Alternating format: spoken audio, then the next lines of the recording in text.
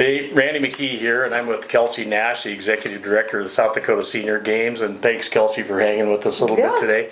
Glad to be here. We want to get you some information about the Senior Games, but we have this opportunity with Kelcy to learn a lot more stuff than just the games themselves.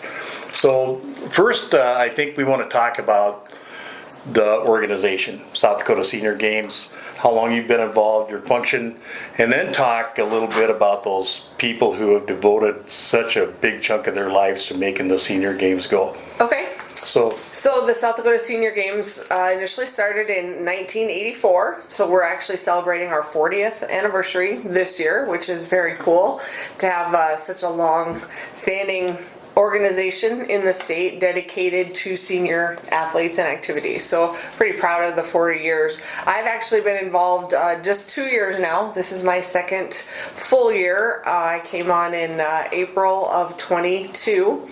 The previous executive director was Howard Bish, and at 82, back then, he decided it was time to retire, and he just wanted to participate in the game. So, because he'd always been working and participating, and now he just wanted to participate. So, Howard and Arlene Bish were the executive director for several years, not almost a decade, I believe. He and another gentleman did it together early on, and then he took over the last few years on his own. So, it's kind of a new thing to me, honestly. I'm still learning, still figuring things out. I actually found the job by accident. I happened to see a Facebook post, and that's just kind of how I got involved with it. I really honestly didn't know much about it before that, so I'm learning. But you know a lot about it now, don't I you? do. I'm getting in deep, yes. Yeah. So tell me a little bit about how the structure of the organization works around the state. I mean, I know you have, the 4 different area competitions? Well, so my primary responsibility is for the South Dakota State Games, which again ties into the National Senior Games.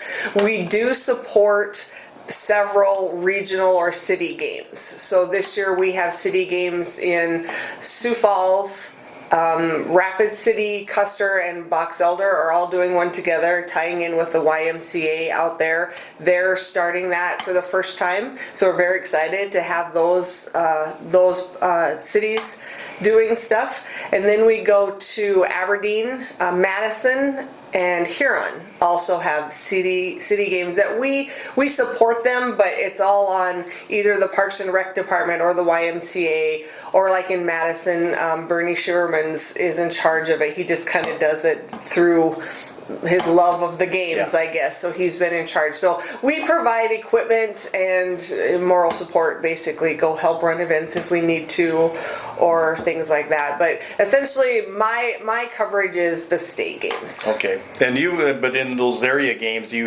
probably have board members in every one of those communities. I believe so. Yeah, we have board members scattered around the state. We have I think 13 board members right now from all over.